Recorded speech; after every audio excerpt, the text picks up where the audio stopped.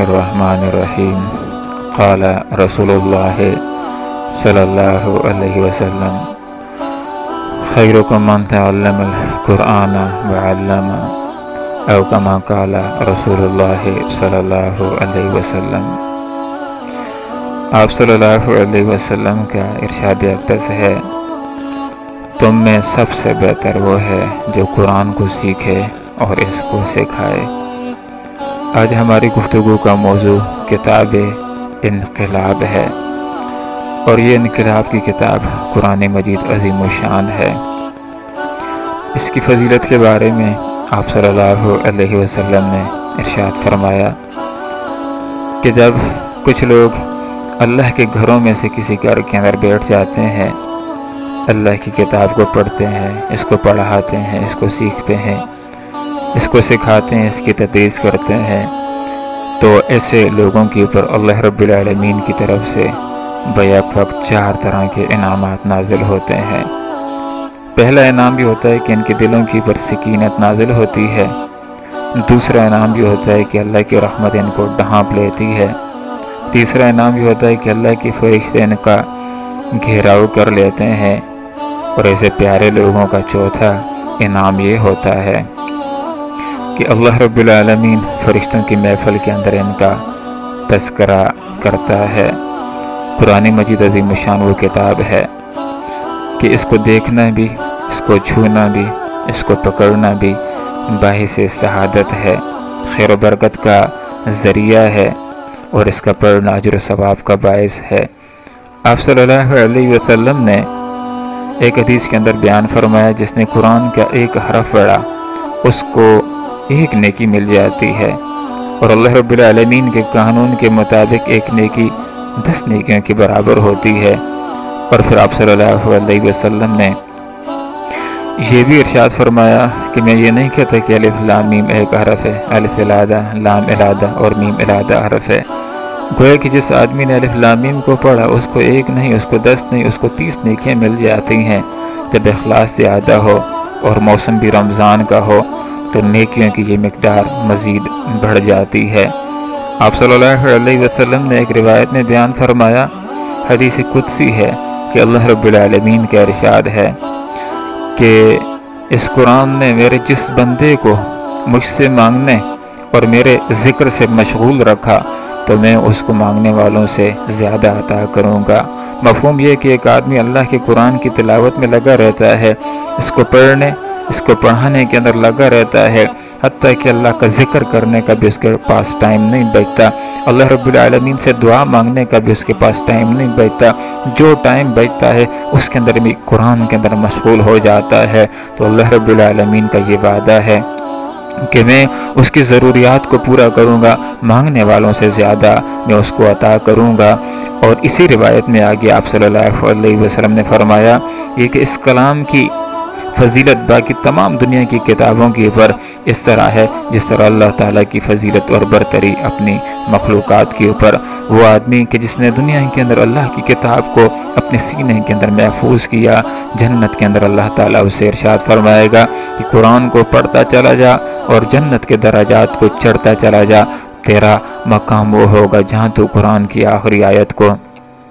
تلاوت کرے گا۔ قرآن مجید عظیم الشان کی فضیلت کے بارے میں آپ صلی اللہ علیہ وسلم نے یہ بھی ارشاد فرمایا کہ 2 آدمی قابل رشک ہیں، ایک وہ کہ جس کو اللہ تعالیٰ نے اپنی کتاب کا علم دیا ہے، دن کو پڑھتا ہے، رات کو پڑھتا ہے، جتنا وہ پڑھتا ہے اس سے زیادہ تم پڑھنے کی کوشش کرو۔ اور دوسرا آدمی جو قابل رشک ہے، جس کے ساتھ ریس کرنی چاہیے، وہ کہ جس کو اللہ رب العالمین نے دولت دی ہے، دن کو بھی اللہ رب العالمین کے راستے میں خرچ کرتا ہے اور رات کو بھی اللہ رب العالمین کے راستے میں خرچ کرتا ہے۔ وہ جتنا اللہ کے راستے میں خرچ کرتا ہے تم اس سے زیادہ خرچ کرنے والے بن جاؤ۔ قرآن مجید عظیم الشان دل کو نرم کرنے والا ہے، دل کو صاف کرنے والا ہے، دل کی بیماریوں کا علاج ہے۔ آپ صلی اللہ علیہ وسلم نے ایک حدیث کے اندر بیان فرمایا کہ جس طرح پانی کے ذریعے سے لوہے کو زنگ لگ جاتا ہے، اسی طرح انسان کے دل کو بھی زنگ لگ جاتا ہے۔ صحابہ کرام رضوان اللہ تعالی علیہم اجمعین نے پوچھا، اللہ کے رسول دل کو اگر زنگ لگ جائے اس زنگ کو دور کرنے کا طریقہ کیا ہے؟ آپ صلی اللہ علیہ وسلم نے ارشاد فرمایا کثرت سے قرآن مجید عظیم الشان کی تلاوت کرنا اور کثرت سے اپنی موت کو یاد کرنا۔ یہ کتاب، یہ قرآن مجید عظیم الشان، یہ دل کی دنیا کو تبدیل کرنے والی ہے، یہ دل کے اندر انقلاب کو پیدا کرنے والی ہے۔ غور کیجیے، حضرت عمر رضی اللہ عنہ جو آپ صلی اللہ علیہ وسلم کو شہید کرنے کے ارادے سے جا رہے تھے، کسی نے کہا کہ گھر کی خبر تو لے لو، بہن مسلمان ہو چکی ہے، بہنوئی مسلمان ہو چکا ہے۔ بہن کے گھر چلے جاتے ہیں، وہاں پر قرآن کی آیات بینات جس وقت ان کے کانوں کو پہنچتی ہیں، دل کی دنیا ہی تبدیل ہو کر کے رہ جاتی ہے۔ پہلے شہید کرنے کے ارادے سے جا رہے تھے، اب کلمہ پڑھنے کے ارادے سے جا رہے ہیں۔ زمانے بھر کا ایک ڈاکو تھا فضیل بن عیاض، ایک گھر کے اندر ڈاکہ ڈالنے کے لیے اترتا ہے۔ ایک عورت قرآن پڑھ رہی تھی، الم یأن للذین آمنوا ان تخشع قلوبہم لذکر اللہ، کہ کیا اہل ایمان کے پر ابھی وہ وقت نہیں آیا کہ ان کے دل اللہ رب العالمین کی یاد کے اندر گڑ گڑائیں، ڈر جائیں؟ تو فضیل بن عیاض نے کہا کہ اب وقت آ گیا ہے، وہیں پر توبہ کر لیتے ہیں، چوری سے بعد آ جاتے ہیں، علم حاصل کرنا شروع کر دیتے ہیں اور لوگوں کے رہنما بن جاتے ہیں۔ قرآن مجید عظیم الشان کے ذریعے سے اگر ہم دنیا کے اندر کامیابی چاہتے ہیں، آخرت کے اندر کامیابی چاہتے ہیں، تو نہ صرف ہمیں قرآن کی تلاوت کرنا ہے بلکہ اس کی پر عمل بھی کرنا ہے، پھر اس کے نظام کو نافذ کرنے کے لیے ہم نے جد و جہد بھی کرنی ہے۔ قرآن مجید عظیم الشان آخرت کے اندر سفارش بھی کرے گا۔ حدیث کا یہ مفہوم ہے کہ یہ قرآن جس کی سفارش کرے گا، اللہ اس قرآن کی سفارش کو سنے گا اور بندے کی بخشش فرمائے گا۔ لیکن ہمارے ذہنوں کے اندر یہ بات بھی ہونی چاہیے کہ جس نبی کی سفارش کی امید ہم لیے بیٹھے ہیں اور جس قرآن کی سفارش کی امید ہم لیے بیٹھے ہیں، اگر ہماری زندگیاں آپ صلی اللہ علیہ وسلم کی ہدایات کے مخالف ہوں، ہماری زندگیاں قرآن مجید عظیم الشان کی ہدایات کے مخالف ہوں، تو پھر اس بات کا اندیشہ بھی ہے کہ میدان محشر کے اندر رسول اللہ کے دربار کے اندر مقدمہ دائر کر دیں۔ وقال الرسول یا رب انکم اتخذوا هذا القرآن مہجورا، اے اللہ میری اس قوم نے میرے اس قرآن کو پیٹھ کے پیچھے پھینک دیا تھا، اس کو چھوڑ دیا تھا۔ تو محشر کے میدان کے اندر اللہ کا رسول جس کے خلاف ہو جائے، اللہ کی کتاب جس کے خلاف ہو جائے، اس کی ناکامی کے اندر کیا شک رہ جائے گا؟ جو آدمی اللہ رب العالمین کی کتاب سے پیٹھ پھیر لیتا ہے، عمل کی طرف نہیں آتا، اس کو چھوڑ دیتا ہے، تو صرف آخرت ہی اس کی خراب نہیں ہوتی بلکہ دنیا کا گزران بھی تنگ ہو جاتا ہے۔ قرآن کے اندر اللہ رب العالمین نے ذکر فرما دیا، وَمَنْ أَعْرَضَ عَنْ ذِكْرِي فَإِنَّ لَهُ مَعِيشَةً ضنکا، کہ وہ آدمی جس نے میرے ذکر سے اعراض کیا، میرے ذکر سے منہ موڑا، میں اس کی معیشت کو تنگ کر دوں گا۔ ہم نے دنیا میں کامیاب ہونا ہے، آخرت کے اندر کامیاب ہونا ہے، صحابہ کرام رضوان اللہ تعالی علیہم اجمعین کی طرح کامیاب ہونا ہے، تو ہمیں بھی قرآن و سنت کے پر اسی طرح عمل کرنا ہوگا جس طرح صحابہ کرام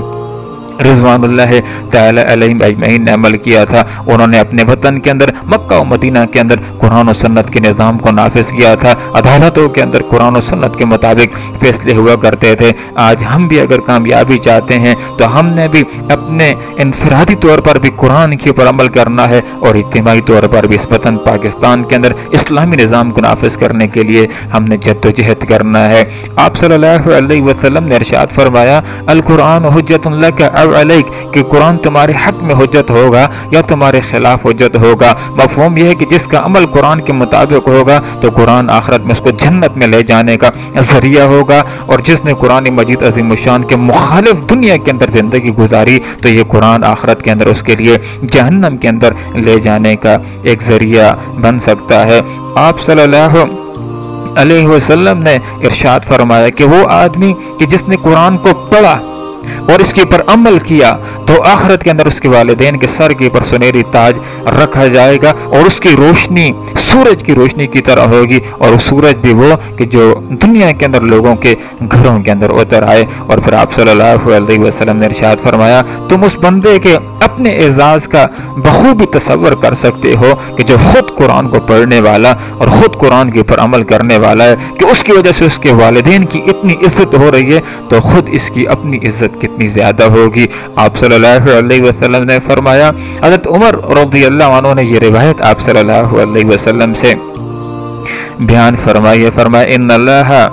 بے شک اللہ تعالیٰ یرفع بہذا الکتاب اقواما ویذہ بآخرین، کہ اللہ تعالیٰ اس کتاب کے ذریعے سے کچھ لوگوں کو اٹھاتا ہے اور اسی کتاب کے ذریعے سے اللہ رب العالمین کچھ لوگوں کو گرائے گا۔ وہ لوگ کہ جو اس کتاب کے اوپر ایمان لاتے ہیں اور اس کو ناظرہ سیکھتے ہیں، اس کی تلاوت کرتے ہیں، اس کے معنی سیکھتے ہیں،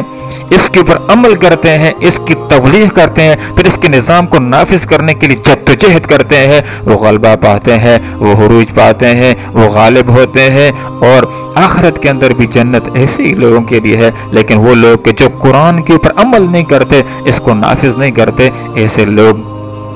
دنیا کے اندر گر جاتے ہیں، یہ پستی کی طرف، کمزوری کی طرف چلے جاتے ہیں۔ علامہ اقبال رحمہ اللہ نے بھی اسی چیز کی طرف اشارہ کیا تھا۔ علامہ اقبال رحمہ اللہ نے فرمایا تھا، وہ معزز تھے زمانے میں مسلمان ہو کر اور تم خوار ہوئے تارک قرآن ہو کر۔ ہم نے دنیا کے اندر کامیابی چاہنی ہے اور آخرت کے اندر اگر ہمیں کامیابی چاہیے تو واحد راستہ یہ ہے کہ ہم قرآن و سنت کے اوپر اس طرح عمل کریں کہ جس طرح صحابہ کرام رضوان اللہ تعالی علیہم اجمعین نے عمل کیا تھا۔ آپ صلی اللہ علیہ وسلم نے حجۃ الوداع کے موقع کے اوپر فرمایا تھا، لوگو تمہارے درمیان دو چیزیں چھوڑ کر کے جا رہا ہوں، اگر ان دونوں کو مضبوطی سے تھامے رہو گے تو کبھی گمراہ نہیں ہوگے۔ ایک فرمایا اللہ کا قرآن ہے، دوسرا میری سنت ہے۔ اللہ رب العالمین سے دعا کرتے ہیں کہ اللہ تعالیٰ قرآن و سنت کو سیکھنے کی، ان کو اپنانے کی، پھر اپنے وطن کے اندر ان کو نافذ کرنے کی اللہ توفیق عطا فرمائے۔ وآخر دعوانا